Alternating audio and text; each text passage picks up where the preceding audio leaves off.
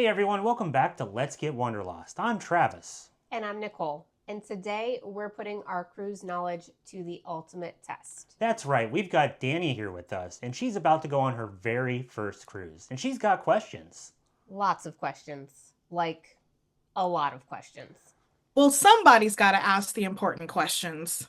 We agree. So today we're answering everything a first-time cruiser might be wondering. From what to pack, to what not to bring, and maybe even how not to get lost on the ship. Which definitely happened to me on our first cruise, so obviously you're in good hands.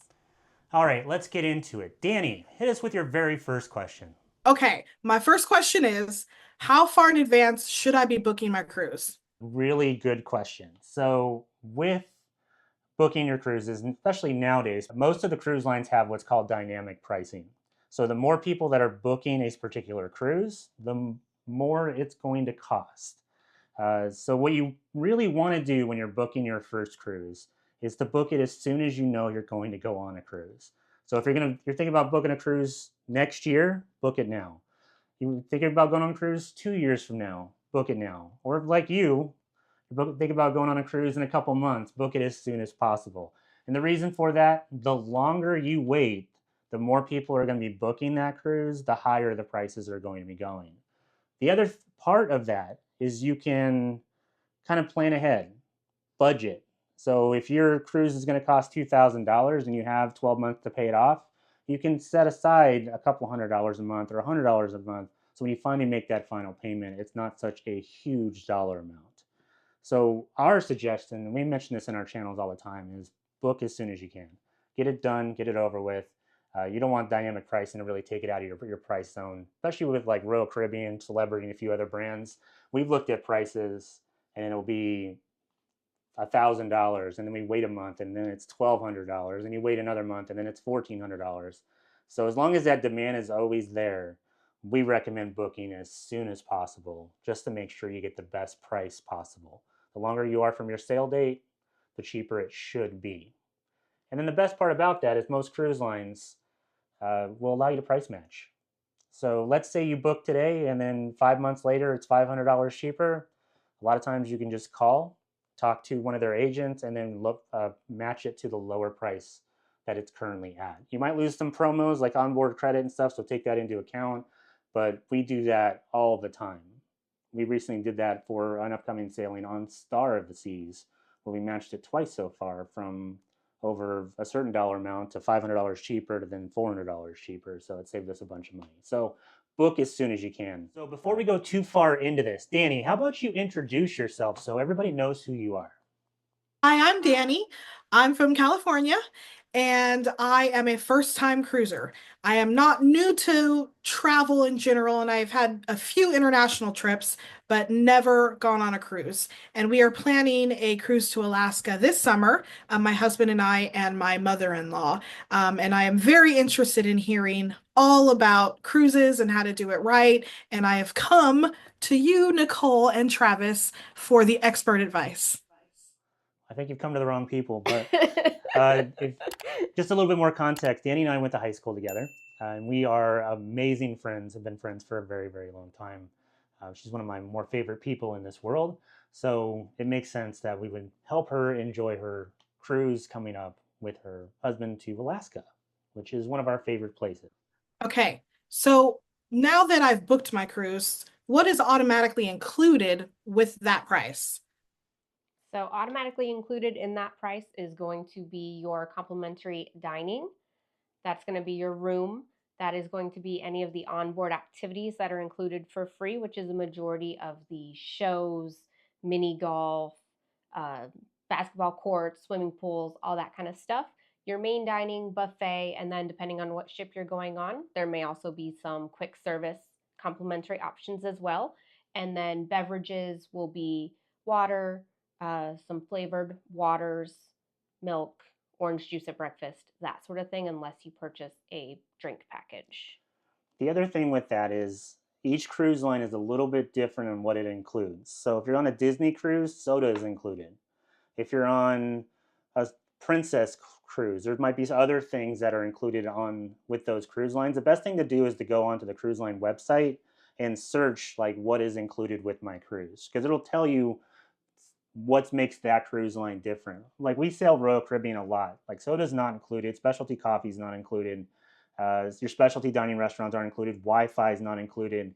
Like there's things that you have to buy addition to like your normal stuff.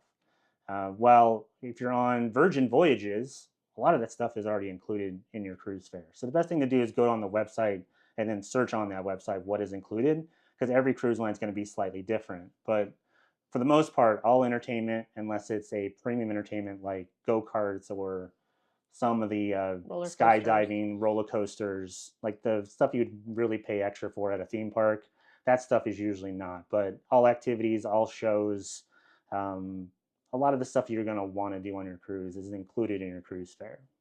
And one thing that's not included is your daily gratuities, unless you can find a booking that does give you prepaid gratuities, and then it will roll into it. Otherwise, depending on the cruise line, it's going to be about $18 per person per day in addition. So plan for that. I know I should probably bring enough clothes for the whole time, but what if I fall in the pool and my clothes or something and I'm soaked and I need to wash my only pair of jeans? What are my laundry facility options? Uh, Depends on the ship and the cruise line. So Royal Caribbean, you have to pay additional for laundry service. You put your clothes in a bag, you tell your stateroom attendant, they take it away, and they charge you by either the piece or by the bag. The other cruise lines, like Princess Cruise Line, they actually have onboard laundry services that are about $3 or so per load that you can do your own laundry.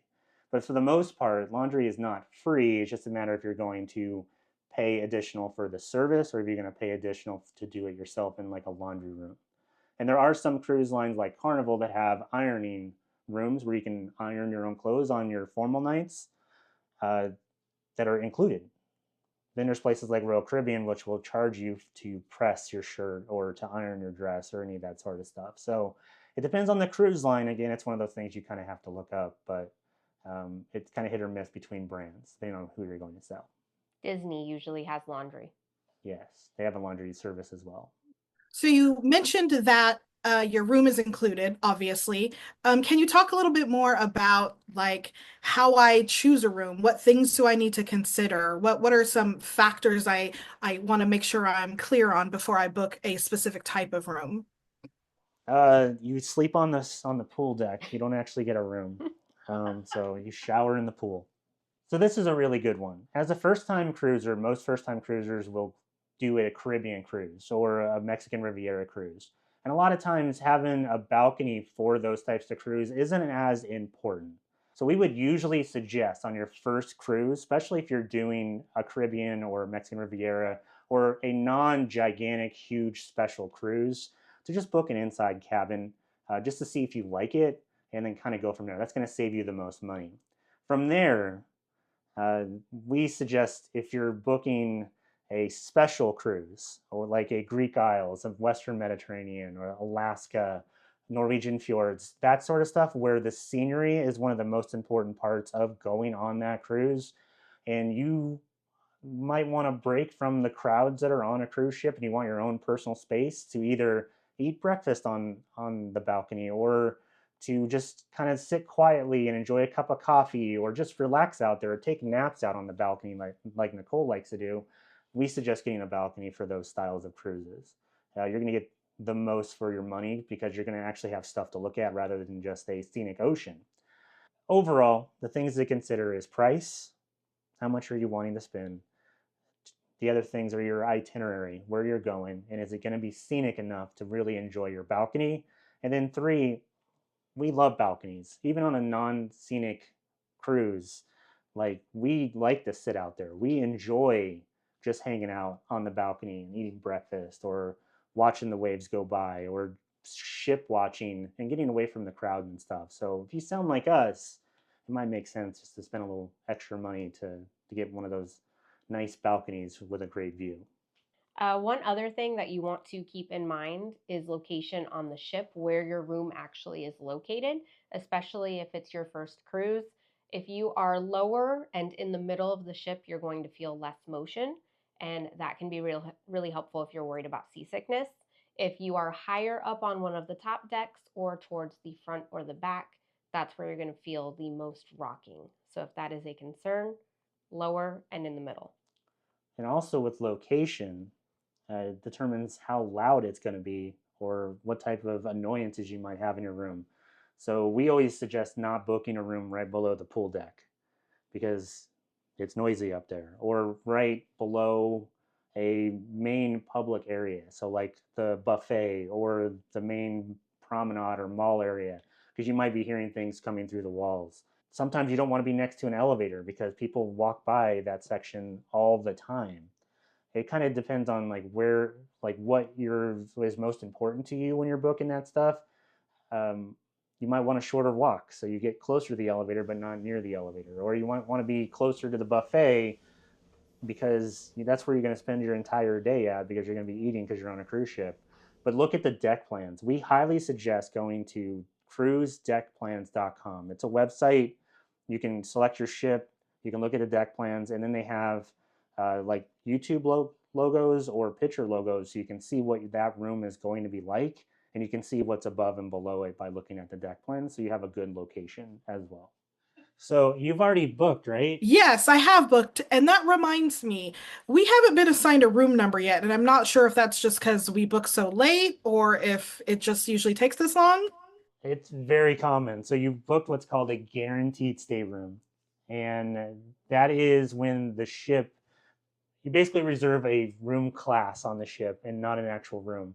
So what happens is the cruise line assigns all the rooms at a certain point and then puts you somewhere. What they want to do a lot of times is they will not assign your room until very late because they want to make sure they sell a certain number in that category. So let's say you have an interior room and there's 500 interior rooms left. They're going to wait for people to book those interior rooms, at least a majority of them, until they start assigning where people go. It's luck. It's random. Like we have a guaranteed balcony on our Alaskan cruise coming up, and we already got assigned our room to the point where I've already paid for an upgrade because I didn't like that room, and it was like 9 months before the actual trip that they got assigned. But we also have another cruise coming up where we used a guaranteed stay room, and it's still not assigned. And we've gotten our room assignments assigned like the week of the cruise before. So there might be a chance where you don't get an assignment until really, really close. So you mentioned earlier about drinks that are included, and I know that there's some stuff that's not included, probably some alcohol. So can you talk about what is a drink package and should I buy one? So ultimately, what is a drink package? It allows you to get whatever's not included. So most cruise lines do not include alcohol. They don't include the mocktails.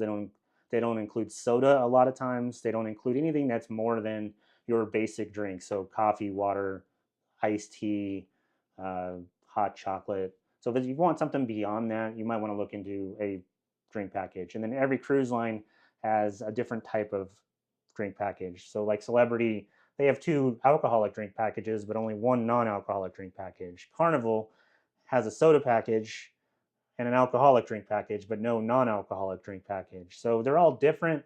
The best thing to do is after you book a cruise is to check the cruise planner websites that each brand has and then select what matches what you want. I'll tell you, we did one of our first cruises ever without a drink package this past March, and honestly, if it really didn't bother us too much. So you might not need it. So kind of assess what you're looking to drink and go from there because you can save some money. Also, if you're sailing on Royal Caribbean, we have a video all about the drink packages on our channel. So you can check that out where we go into a lot more in depth than what we just did. And you can kind of judge from there if you want to get a drink package. I have seen that video. It's linked down below. Please check it out. Shameless plug. Shameless plug. Now, typically when I travel, I'm flying somewhere, and so my space is really limited. So, what should I pack for a cruise? Essentials that I absolutely should have, and what stuff should I really just leave at home? Mainly that's going to depend on where you are sailing from. Sometimes you can drive to the port. Sometimes you have to fly. If you're flying, obviously you're still going to be restricted to that airline's weight limit. I'm usually over the weight limit, so keep that in mind. If you are driving, then Honestly, as much as you want, because the cruise lines do not care. Keep in mind the rooms are small. So if you bring more than 2 large suitcases and you have 3 people in the room and you have 6, you're going to start to run out of room for those suitcases. But there is usually room under the bed, so you can slide them out of the way there.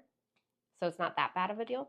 I would say things that you must bring: layers, long sleeves. It's very windy out at sea and it does get cold. So if you're one of those people that tends to be chilly, always bring some light jackets, long sleeves, and layers.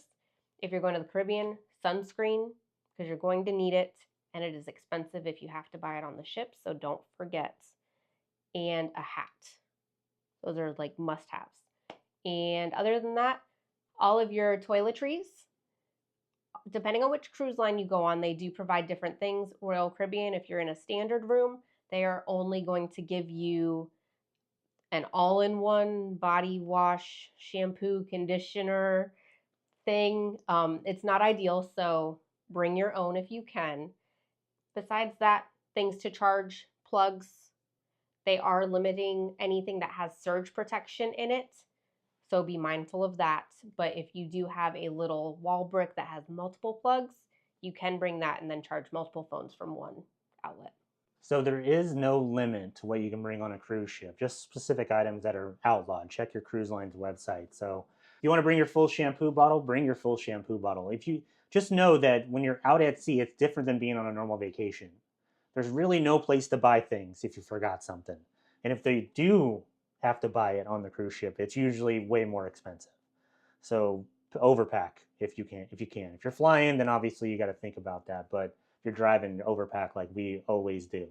There is some stuff to make packing easier and some stuff that you should bring. One, packing cubes. Like organize your suitcase, organize all the stuff you're bringing. You can take those out and throw them in a drawer, and it's super easy. Your rooms are very small. You're going to want them organized as best as possible. Nicole mentioned the outlets. We always bring a 220 European adapter converter that has USB outlets on it so we can charge all of our stuff. So you don't have to worry about running out of outlets, because most of the older cruise ships, like ones that weren't built in the last couple of years, only have like 2 plugs in the entire room. So you want to make sure you plan ahead for that. If you have a lot of stuff you're going to be hanging up, or you want stuff to organize better, like metal magnetic hooks. We don't usually bring them because we won't use them, but a lot of new cruisers will. So you can hang up, you know, different things on the wall: hats, your jacket, uh, use them as a place to dry wet clothes, all that stuff. There's a lot of stuff that you're going to want to think about bringing. And a lot of times what you want to do is trial and error. Bring it. If you don't use it on your next cruise, don't ever use it ever again. The easiest thing to do is go onto a website like Amazon and search cruise essentials, and then you can see like all the stuff that pops up and see if any of that stuff would benefit you when you're on your cruise. And again, you can always overpack and not have to worry about it. Some stuff you should think about bringing is cruise ships have themed nights. And if you want to be cool, you got to make sure you follow the themes. So there is going to be a dress your best or a formal night, at least 1 or 2, depending on how long your cruise is. You don't have to be top hat and bow tie, but you can dress up a little bit, like button-up shirts, all that stuff, nice dresses. Caribbean night. Uh, so like a shirt like that I'm wearing, or a Hawaiian shirt. They have white night. There's sometimes red night. There's different nights on your cruise. The easiest thing to do to find out what themed nights you have is to go again onto the cruise line website, and you can search like what themed nights are on a lot of cruises. With Royal Caribbean, there you just search cruise compass and then the ship that you're on. So like cruise compass, Mariner of the Seas, and you can see all 5 nights of the cruise and see what the theme nights were for each one of the nights, so you can plan ahead. Okay, so I know you mentioned earlier about when you're choosing your room, like in the middle to the bottom, you're going to have less motion for seasickness. So how can I deal with seasickness if I get it? What are your recommendations? Throw up a lot. So I'll answer this one because I'm probably the one that gets the seasickness between the two of us. As a child, I was the kid that used to throw up in the back seat on mountain roads and stuff, and I can't let Nicole drive places because I get sick really bad. That's just who I am. So what do you do for seasickness? I recommend, if you have a history of motion sickness, is to kind of do the doctor on demand, the online doctor, and ask for the patches that go behind your ear. Obviously, everybody's different. You might have side effects, all that sort of stuff. Make sure you talk to your doctor. But what's for me is the patches that go behind your ear. There are other things you should bring on board just in case, especially if you're not always sure if you're going to be motion sickness. So, like a non-drowsy Dramamine or a Bonine. Those usually work pretty well, especially if you just have mild seasickness. And then if you do get sick on the ship, green apples, ginger ale, they all have that available, usually in the buffet, or at least you can ask your stateroom attendant or somebody at one of the restaurants if they can provide some of that stuff. Worst comes to worst, you can go to customer service and ask for some sort of seasickness medicine. They want you to have a great time, so they will provide you with something. It might be drowsy Dramamine, and you might be knocked out in your cabin like I was a couple times. But it's something to think about. So the more you sail, the less you usually, at least for me, get the seasickness unless it's really rough. I'll tell you the roughest I've ever had it was leaving Seattle when we hit the Pacific Ocean on our way to Alaska. Uh, as soon as we got towards the inside passage, it was over for me. I just remember laying on the bed, staring at the ceiling, going, please make the world stop spinning. So make sure you plan ahead, especially if you're going to a place like Alaska. The Pacific Ocean is no joke when it comes to rolling waves. You've probably seen Deadliest Catch. It's like that, but on a bigger boat. It's not really that wavy, but it's just a bigger boat. It's like I canceled my cruise. You're not going to be throwing pots overboard, though. Okay, so are there any safety concerns that I need to worry about? Is there security on the ship? Do I need to, watch where I put my purse and not put it on the back of my chair? Can you talk about that? So there is security on the cruise lines. Depending on what line you are on, will also depend on how noticeable they are. On Carnival, we noticed there was a lot of security in full security garb, as you would say, whereas on Royal Caribbean, they tend to have them blend in a little bit more, so you may really not notice anyone at all, but they are definitely around. In our past experience, it's been very safe. You can leave your purse on the table. I mean, I wouldn't leave it and go to a different part of the ship, but you can get up, go to the bar, and come back, and you honestly should be just fine. It's same as on land. Just be aware of your surroundings and be smart. Other than that, Yeah, she said to leave your purse and walk away. We're not responsible if something happens to that, just FYI. That is a you decision if you do that. But we will say that you're on a cruise ship and it's a good time and people are trying to have fun. And there's really no bad neighborhoods on a cruise ship. Like you're not going to end up on deck 4 and it's like, whoa, what happened here? It's a cruise ship. It's a modern vacation, like a luxury hotel. And typically, you usually don't have to worry about that sort of stuff. The stuff you'll have to worry about is just people that might drink too much on certain cruise lines, and then you just get away from them. If you need security, you just tell a bartender or somebody that works there, or any of that sort of stuff, and they'll usually be there very quickly to respond and take care of you. So I wouldn't really worry about security on a cruise ship. You should be perfectly fine doing whatever you want. We've never had any type of incidents where we were even questioning what happened on any of the ships that we've ever been on. Obviously, some people's mileage may vary on that, but ours has been a pretty good experience throughout every ship we've been on. In your room, you do have a safe as well. So if you have some valuables and stuff you don't want to carry around with you, like you have a big hunkin' ring that you don't want to like laying out, or you have, I don't know, like your passports or documentation and stuff, and you don't want them laying in your room, even though nobody's going to be in there except for your stateroom attendant. You can put them in the safe and create a code so nobody else can get into those as well. So overall, cruise ships are very safe. There's usually not a lot of concerns unless you're hanging out with a bunch of drunk people, and you should be pretty fine with it. I wouldn't worry about that stuff. Like in the main dining room, there's tons of people there, and you could probably have your purse on your chair. And if they wanted to take your purse, they would have to run through a lot of people. And then where are they going to go? Are they jumping off the side of the ship? Or are they hiding somewhere? There's cameras everywhere. They're not going to get away with anything. So we think cruising is very, very safe. It's probably one of the safest forms of travel that you can possibly have, in our opinion. How does money work on the cruise ships? Do I need to have cash with me? Can I just bring a credit card? Is there a ship specific method that I should use? Very good question. This is actually an amazing question that you're asking right here. So you don't need money on the cruise ship. Almost everything is going to be through your SeaPass card or your identification that the ship gives you, which is also your room key. There's an account tied to that. It has a magnetic barcode or it's an RFID. So everything is ran through that. You want to buy something in the store, like a magnet, and so you can lose it in your stateroom, like we did, or a T-shirt or something along those lines. You just swipe the card or tap the card, and it goes on your onboard account. It's the same thing when you want to buy a drink. It's the same thing if you have a drink package and you want to use the drink package or your dining package. It's all done through those cards. You don't need cash. So what you can do is you can have a credit card on file, and then all those charges just come off your credit card. Or certain cruise lines allow you to have a cash tab that you have to pay before you leave the ship. You can give them money throughout the cruise or on the final day to kind of close out your tab. You're not going to use cash unless you're going to be tipping people individually or if you're in the casino, because the casino has an ATM machine and you can feed usually money into those machines or at the tables, that sort of stuff. Now, that doesn't mean that you shouldn't bring cash. We highly suggest, especially if you're going to foreign countries, to have cash on you because it's easier to do transactions with cash rather than credit cards, especially if you're in like a Cozumel or a Costa Maya or a Nassau or places like that. The taxis in Cozumel, for instance, don't take credit card at all. You have to pay in paper money.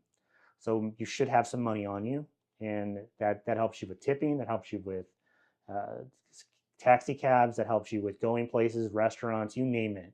And you usually get a better rate if you pay in cash too on your ports, especially in foreign countries. So bring cash, but you're not going to need it on the cruise ship unless you're tipping people or if you're in the casino. What on-ship services or entertainment do I need to book in advance? That is a good question. And it depends on the cruise line and the ship that you are on. But for Royal Caribbean, their larger ships, like the Oasis class and the Icon class, 30 days prior to your sailing, you will have access to start making reservations for those shows. And that's when you want to do it, ideally. If you can't for some reason, we have always had pretty good luck when you get on the ship just going to the venues and having them make reservations for us because every once in a while the app just doesn't work. And we've still been able to get in. You just might not get the ideal time or date that you really wanted. So you would have to have a little bit of flexibility with that. When it comes to services, the only ones that you really need to book in advance are if, let's say, you've always wanted to do a massage and you want it on a certain port day, you'd want to book that in advance. Just make sure you can secure that spot. But if you're flexible or you can always just book right on that first day. They also have usually a lot better deals the sooner you book. But sometimes they run promotions too when you first get on the ship because they're encouraging people to book. Yeah, and most cruise lines other than Royal Caribbean don't do a lot of reservations or pre-booking for entertainment. So Royal Caribbean does a lot of Broadway shows and ice skating shows where it's limited seating or comedy shows and it's in a small club where you have to book ahead on some of their larger ships. But if you're going to sail on Carnival or Princess, all that stuff, the best thing to do is get to those venues early on the day or when it's getting close to showtime for those shows to make sure you get a seat. Something we haven't talked about yet at all is excursions. What are they? Should I book them through the cruise line? Should I use a cruise specific vendor for excursions or book directly with the vendor on site? What are your recommendations?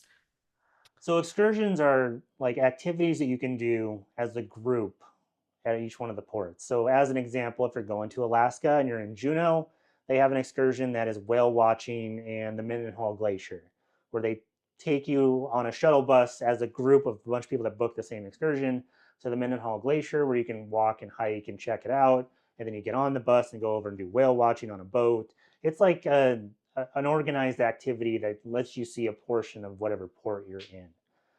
Do you need to book excursions? Not always.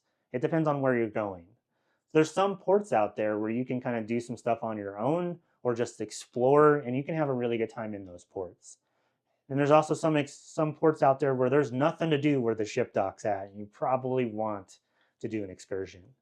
We highly recommend checking on YouTube, on a channel like ours. or somebody else that's similar to us, maybe somebody better, where you search those ports and see what people are doing there and see what's in those ports. So to kind of determine if you want to do an excursion or not. When we first started cruising, we didn't have a lot of money, and we mostly just did stuff in port. So we would go to Nassau, and we walk the city, or we would go to Cozumel and take a taxi cab into the main town and kind of check out what's there. Or in Costa Maya, we'd walk around where the ships dock, and we were kind of cool with that. It wasn't until we started going to those same ports over and over again that we are like, man, I'd really like to do something else. That's when we started really doing excursions and all the ports that we're going to. But if you're in a place like Alaska, there's some ports there that you're going to want to find something to do, like whale watching or a historic tour or kayaking or something along those lines, because you're so infrequently in places like that. You want to see what the best thing there is to offer in those places. Now, where should you book? Most people will book through the cruise line. It's easier. You guaranteed return onto the ship. You don't have to worry about missing the boat, like all that stuff. And you usually can, the meeting places are usually on the ship or right after you get off the ship. And all that stuff is guaranteed through the cruise line. So it's easier. Easiest way is through the cruise line. But you can also use third-party websites like the Shore Excursions group, and there's a bunch of them out there like Viator and AAA Travel and like all that stuff where you can book excursions. The main thing to do with that is to make sure they have a guarantee to get you back on the ship before it leaves. So if you do miss the ship, they're going to pay to get you to back on the ship at the next port or back to your hometown. We like the Short Excursions group. We've used them a bunch of times. We're not sponsored by them. Be cool if we were, but we're not. And they're amazing. They're guaranteed. They use local guides. The prices are usually cheaper than the cruise line. And we loved every single excursion we've done through them, actually more than some of the excursions we booked directly through the cruise line. So it's something to think about. Do your research is the main thing. I watch some videos, see what's out there, and then kind of decide if you really need to do one. What is something you wish you would have known before you cruise for the first time?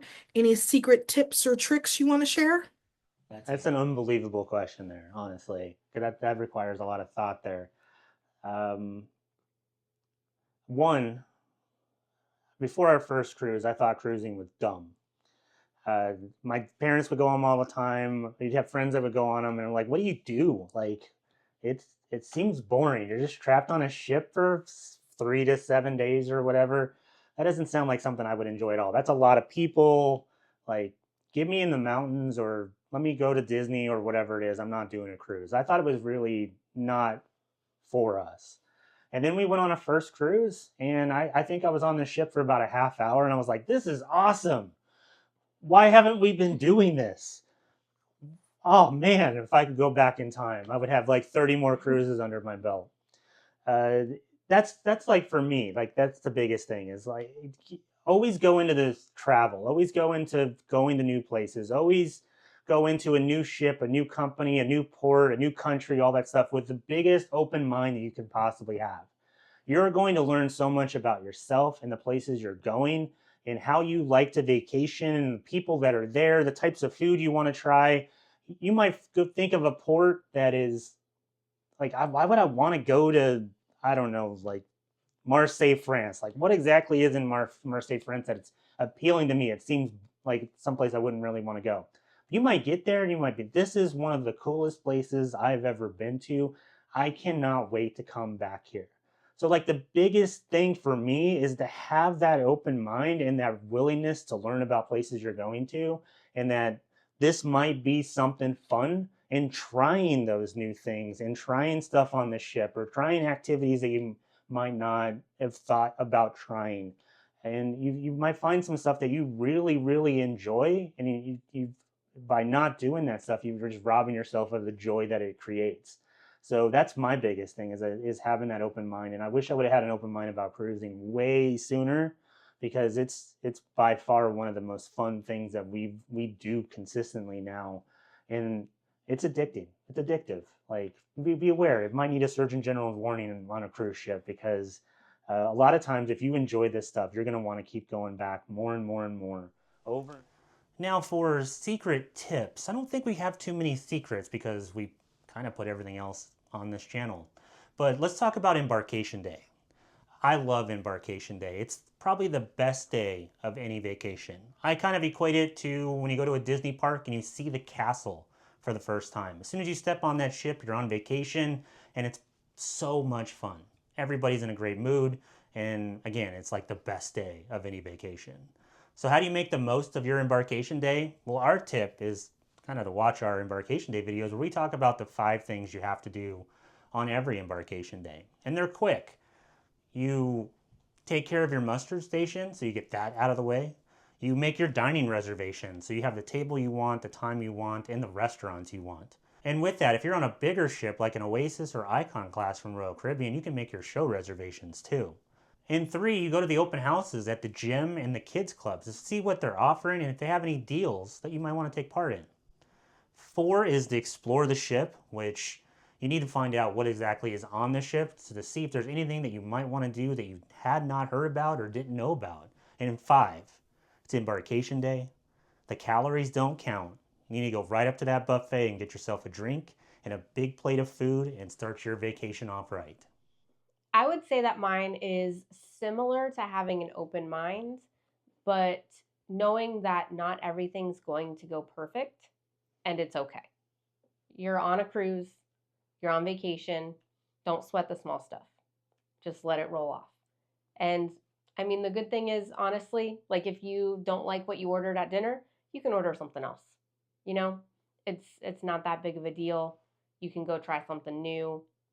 But yeah. Don't think that it has to be perfect. Don't plan out every last thing unless that's the type of person you are. Leave some room in there for the unexpected or the surprise or something that might just jump out at you that you might want to try. It's an experience. Like it's one of the few vacations you can go on and you don't have to worry about what's for dinner. You don't have to worry about picking up after yourself. You don't have to worry about like, am I going to be entertained? What are we going to do? You know, the whole, what do you want to do? I don't know. What do you want to do? None of that exists on a cruise ship. Like it is a great experience. So Nicole's absolutely right. Don't think it has to be perfect because if it's not perfect, you can fix it and you can find something else and do something else and ask for something else and eat something else and get more dessert and all that stuff. So My takeaway is always order dessert and just have a good time. 2 desserts. 2 desserts. Order 2 desserts, always have a good time. That's my takeaway. What you do is you go to the main dining room and if there's something there that you're like, your husband, I want this. And then you're like, well, I want this, but I also want to try this. You just tell the waiter, can we get this to share? And you put it right in the middle of the table. And then when you're done with yours, you don't share. You don't share. You just grab that and move it over. Do the same thing with dessert or an appetizer or whatever. Yeah, always get 2. That should be your number 1 piece of advice. Yeah. Order 2 desserts and don't share. Same thing in the buffet, just get a tray. What happens on embarkation day? How does going through customs work? How does going through security work? What happens? So on the first day of your cruise, when you get to the cruise terminal, each ship is going to have a different terminal. So make sure you go to the right one. But once you're there, you're either going to want to have your documents printed out or you can have it saved in the cruise line app. So it's going to be basically your barcode with your booking number and all of your information. And they will check those before they let you in the building. Once you get in, then you are going to go up through security. Depending on the cruise line, security is going to look a little bit different, but in general, it's very similar to airport security. You know, sometimes they make us take the cameras and things like that out of our bags. Sometimes, like Royal Caribbean really doesn't care and they just shove it all through and it's perfectly fine.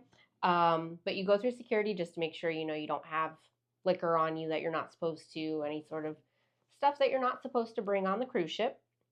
And then once you go through that, you're going to go to a check-in station where they take looks at your documentation.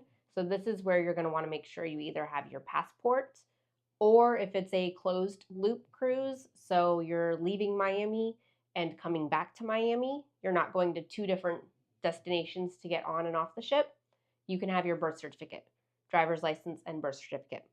I will say though, passport is the easiest. So if you can get a passport, if you're going to cruise a lot, I would recommend it. And once they check all of your documentation, you're good. You're just waiting for them to call your group, and it's time to get on board. We've had most times, even when we go during peak hours, like first thing, Royal Caribbean, you can usually get on, I mean, 15 to 30 minutes. Like, it's not bad at all. Yeah, some cruise lines take a little bit longer. Like Carnival took us a while because of the terminal we're in, but most of the time it's real quick. The one thing we should always mention is that about 45 days before your cruise, you're going to want to check in, sort of like how you would check into a flight, but it's 45 days before. And it normally is on the app or the website, and that's when you kind of record what documents you're going to be using on your cruise. So just we put your passport number in, or your birth certificate, driver's license, that sort of stuff in there. And then you also select on most cruise lines like a boarding time. So usually the earliest boarding time is about 10 to 10:30 in the morning, and you want to check in immediately if you want that, so you can get on the ship as soon as possible. Or you can have a check-in time around 1 or 2 o'clock in the afternoon, and you can go right to your room because your rooms are not ready on embarkation day right when you get on the ship normally. You want to check in 45 days normally before your cruise, and that gives a time so you can get on the ship at a specific time. You mentioned embarkation and getting on the ship. Your luggage, it all depends on how you want to bring your luggage on board. So we usually drop our luggage off at a porter or at the luggage drop-off station. If you're using a porter, make sure you tip them. They work on tips. Or you can go to the luggage drop-off station and just drop off your luggage. Whatever you drop off will not be available to you until about 3 or 4 o'clock in the afternoon. So make sure you have your documentation. Make sure you have your passport. Make sure you have anything that you're going to need between then and then. So you like medicine, all that stuff. If you have a carry-on, you can carry that on just like you were on an airplane. There's no size constraints on carry-on luggage. It's just to know that you're going to be dragging that stuff around until your room's ready until 1 or 2 o'clock in the afternoon. So if you have a heavy backpack, you're going to be carrying that for a while. You don't go through customs going there. You only go through customs coming home?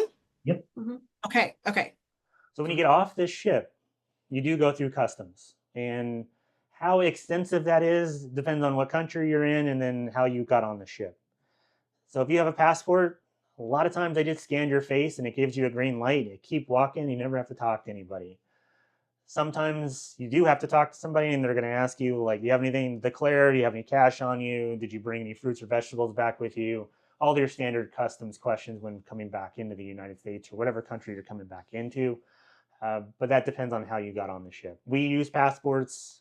We haven't had to stop and talk to a customs agent since our third cruise that we ever took, and that's because she had a birth certificate and driver's license. And that was our very first one. Yeah. Very first cruise, I used my birth certificate, and they asked about all the normal customs questions. And I think the only other time we've been asked is when we were coming back from Europe in New York. Other than that, they scan your face, you keep moving. That's it. Pretty easy. What happens on de-embarkation day? And what recommendations would you have for getting off of the ship? You're going to hide somewhere and try to not get off the ship, and then they're going to find you and throw you off because no stowaways allowed, right? When you wake up in the morning we'll go back. We'll go back a little bit. In the middle of your cruise, you're going to get an alert, usually through the cruise line app, telling you that you need to pick a boarding time, a time to get off the ship, deboarding. And they will give you luggage tags that have a number on them usually. And that number is like when they call that number, you have to get off the ship. So if you're number 44 and they call 44, that's your time to leave. You'll put your luggage tags on your luggage. They collect your luggage the night before. They take it off the ship for you. Unless you don't trust them or you want to have a flight to catch and you don't want to deal with them or any of that sort of stuff, then you can just take your own stuff off. But you need to, if you're going to do that, you have to get up super early and be one of the first people off the ship. Usually. Sometimes that changes. Beyond that, when you wake up that morning, you'll have breakfast places that are open that you can get breakfast, like the main dining room or the buffets or like the coffee shop, cafe. Those will all be open so you can get breakfast. But they'll be calling numbers to let people off the ship based on whatever number you are. Or if you've had your what's it called? Self-assist luggage.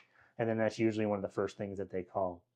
When they call your number, it's time to leave. They will usually shoo you off the ship because they got to clean it and get it ready for the next group of passengers to get on there. It's pretty hectic a lot of times. We were on Utopia this season. They were yelling, "Get off the ship!" type of stuff. Like, we got to get this boat turned around. Let's go, get off. It was like 8:30 in the morning. They're already like corralling people and taking them off certain areas. There are times when it's a little bit more relaxed and you can like walk the floor you were on and maybe look in some rooms that people had because they've already vacated them. You just like pop in, or you talk to a stateroom attendant and ask to check out that suite. They'll usually let you look at them. We've checked out a lot of the higher end suites on most of the ships doing that, but it's usually very quick. You wake up, you eat breakfast, and then they're starting to call numbers, and you get off the ship that way, and you take your stuff or you don't take your stuff depending on how you live. If you allowed Royal Caribbean or Carnival or Princess, whatever, to take your suitcases off the ship for you, there's usually a barn, garage, big room with all the numbers lined up, and then your luggage will be underneath your number. You just grab your luggage and then go through customs. When you sign up for those times, it usually ranges from 6 a.m. is the soonest time you can select, and 6 a.m. is usually when self-assist gets off as well. And then it usually will range until about 9:30 at the latest. We usually try to choose the later option because one, we don't like to get up early, and then two, we just want to stay on the ship as long as we can because we don't usually book super early flights just in case something goes wrong and you miss it. But if you do have an early flight, you have someplace you need to be, you can do the self-assist and get off right at 6. Like Travis said, though, you're on your own for your luggage with that. So if you've got 3 suitcases, you're hauling them down the walkways and the elevators, down the stairs, like you're on your own. And there's none of those bellhop carts that you can use usually. So the other thing to kind of remember, she mentioned it starts about 6 o'clock. That all depends how early you get off the ship is when the ship clears customs, which is normally a half hour after it docks, normally, but it could take longer. So the ship has to clear customs before they let you off. So if you schedule an 8 o'clock flight and it's 6 o'clock and you're like, I need to get off, until the ship clears customs, you're not getting off that ship. So we recommend scheduling flights after noon normally, so you have enough time to get there. And if you do have them take your luggage the night before, which is what we always do just because we don't want to deal with carrying it around, taking it to breakfast, all that kind of stuff, you do have to wait until they call your number because your luggage will not be ready yet. So if you decide to do that route, you really can't change your mind. So if we selected 9 a.m. and then the next morning we were like, oh man, I really want to get off by 7. Well, now you're number 50 and I mean, your stuff's not going to be there until 9. So just keep that in mind. Okay, last question. Hopefully, I will have the greatest time on my cruise. And if I do, should I book my next cruise while I'm still on the ship? That is a good question because when we first started cruising, that's what we did. On our very first cruise on Oasis of the Seas, we booked our first Alaskan cruise on that one. And then we did the same thing on almost every single cruise after that until a few years ago.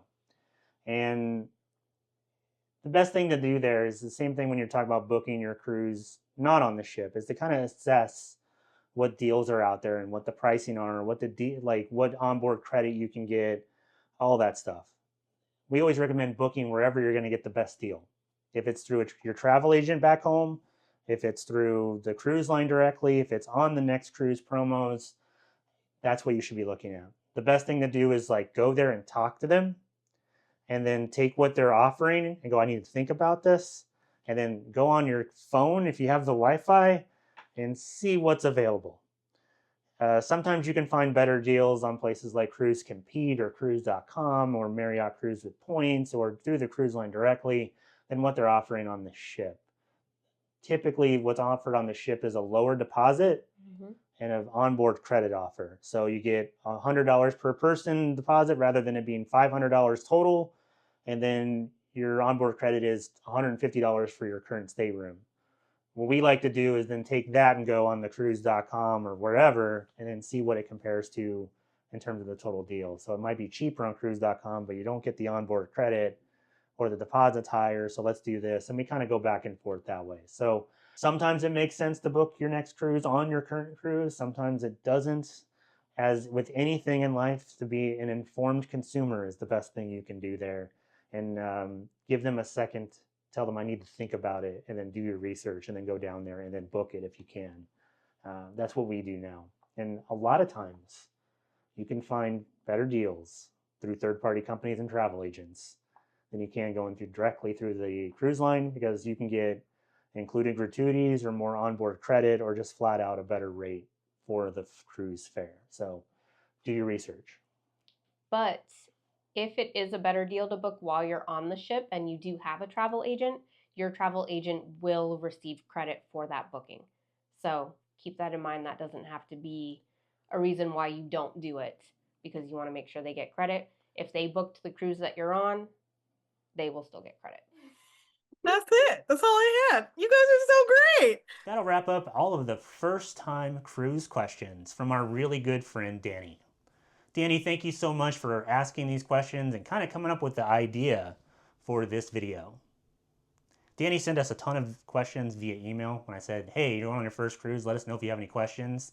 And then it was a lot of questions, so we were like, why don't we just do a video on this? So if you're going on your first ever cruise and you have some questions about the experience or anything that happens on the ship, make sure you leave those in the comments section below. We love answering questions. And if you want to help support the channel and you liked this video, make sure you like this video and subscribe to our channel for more. If you need us, hopefully we're going to be up in the Windjammer because we'll be on another cruise. I'm Travis. And I'm Nicole. Thanks so much for watching.